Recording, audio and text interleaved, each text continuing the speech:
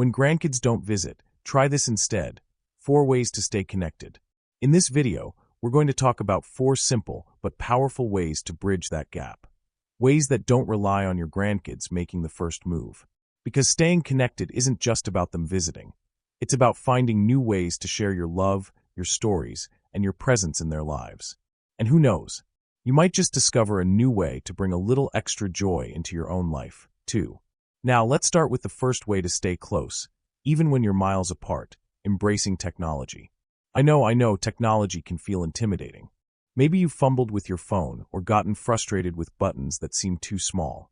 But here's the good news: you don't have to be an expert to make it work for you.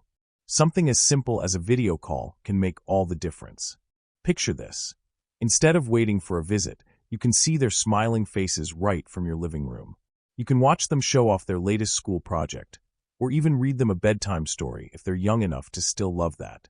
And it doesn't have to be complicated. If you've got a smartphone, tablet, or computer, there are easy-to-use apps like FaceTime, Zoom, or Facebook Messenger that let you call with just a tap. If you're not sure how to get started, ask a friend, a neighbor, or even one of your kids to sit down with you for a few minutes and walk you through it.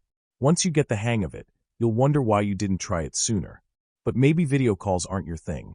That's okay.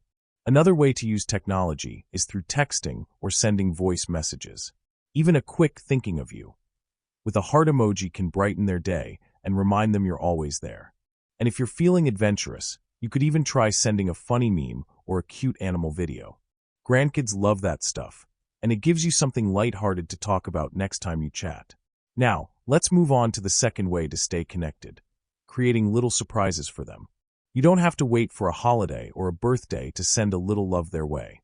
In fact, unexpected gestures often mean the most. Think about mailing them a small package. Nothing fancy, just something to make them smile. Maybe it's a handwritten note telling them a story from your childhood, or a favorite family recipe with a note like, "Make this with your mom and dad, and think of me." You could even tuck in a little trinket, a sticker sheet, a puzzle, or a book you loved reading to their parent when they were little. The key is to keep it personal and heartfelt. And here's a bonus: sending something physical gives them a tangible reminder of you. They might hang your note on their fridge, or keep that recipe card in a special place. Every time they see it, they'll feel that connection. And if mailing something isn't easy for you, consider asking their parents to help. You could drop off a small gift next time you see them, or even leave a surprise on their doorstep if they live close by. The idea is to show them, in small but meaningful ways, that you're thinking of them, even when you're not together. Now, we've covered 2 great ways to stay close: using technology to bridge the distance and creating little surprises to show your love. But there are still 2 more wonderful strategies to explore, ways that can deepen your bond and keep your relationship strong, no matter how busy life gets. So, let's keep going. You know, one of the most beautiful things about being a grandparent is the way you can pass down not just love, but also little pieces of yourself, your stories, your traditions, the things that make your family unique. And that brings us to the third way to stay connected when visits are few: sharing family history together. Now, I know what you might be thinking. My grandkids are so busy with their phones and their friends. Why would they care about old stories? But here's the truth: kids, no matter how young, are naturally curious about where they come from. They might not say it outright, but they do want to know about the people who came before them, the adventures, the funny mishaps, even the everyday moments that shaped your life. So how do you share these stories in a way that feels engaging, not like a history lesson? Try this. Instead of sitting them down for a long talk, which might feel overwhelming for them, weave your memories into everyday conversations.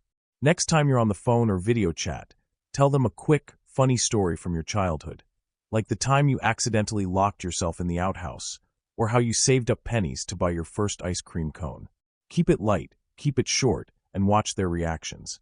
If they ask questions or laugh, you'll know you've sparked their interest. Another great way to share family history is through photos.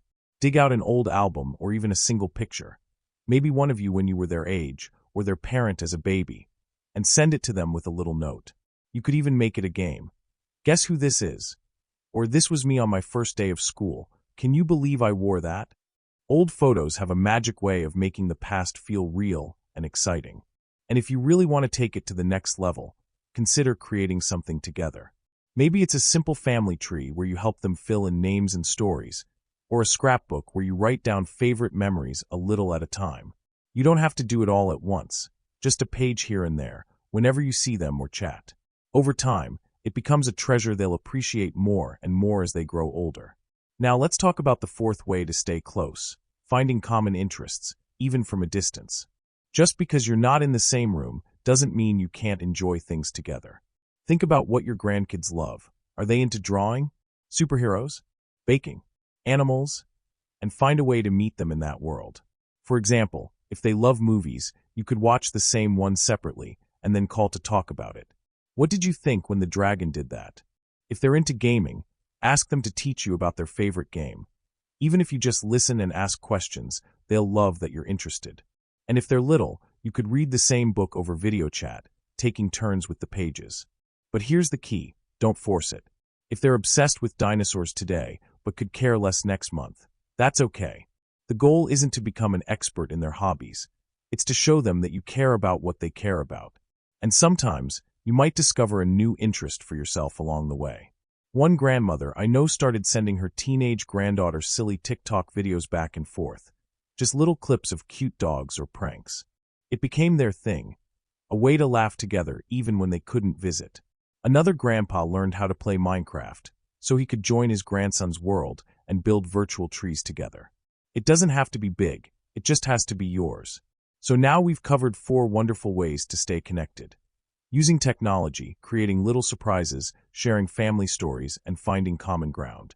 But there's still more to explore, including how to handle those moments when you're missing them extra hard, and how to keep the connection strong even as they grow older. So let's keep going. One of the hardest parts about being a grandparent isn't just the distance. It's the way time seems to speed up when we're not looking. One day they're little, tugging at your hand to show you a bug in the backyard, and the next, they're taller than you, wrapped up in school and friends and all the busyness of growing up. And in those moments, it's easy to feel like you're drifting apart. But here's something important to remember. Love doesn't have an expiration date, and neither does connection. That brings us to our 5th way to stay close.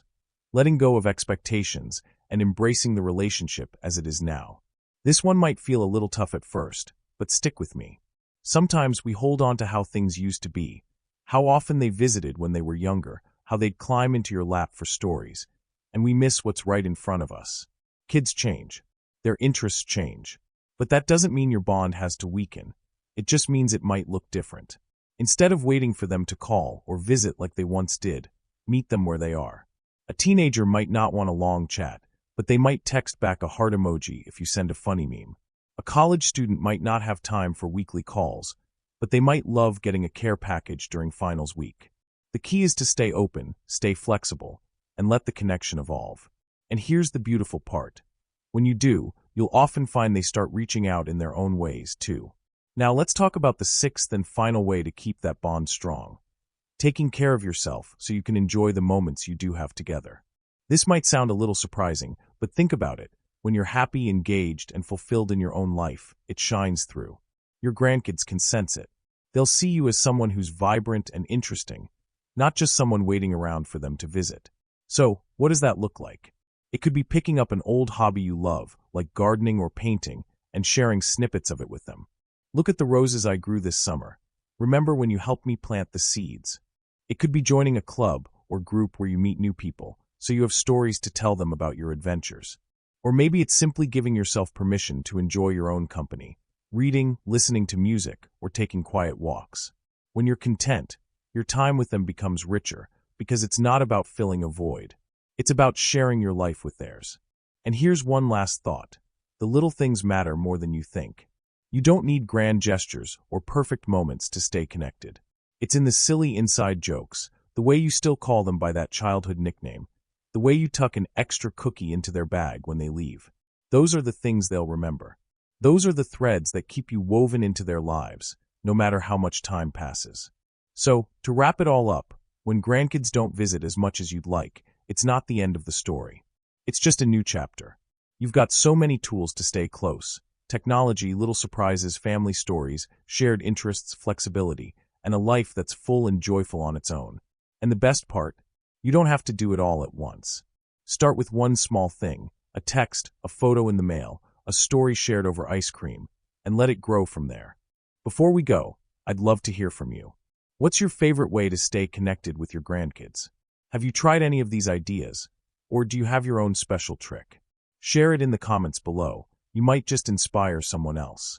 And if this video resonated with you, give it a thumbs up and subscribe for more tips on making the most of these precious years. Remember, being a grandparent isn't about how often you see them. It's about how much love you pour into the moments you do have.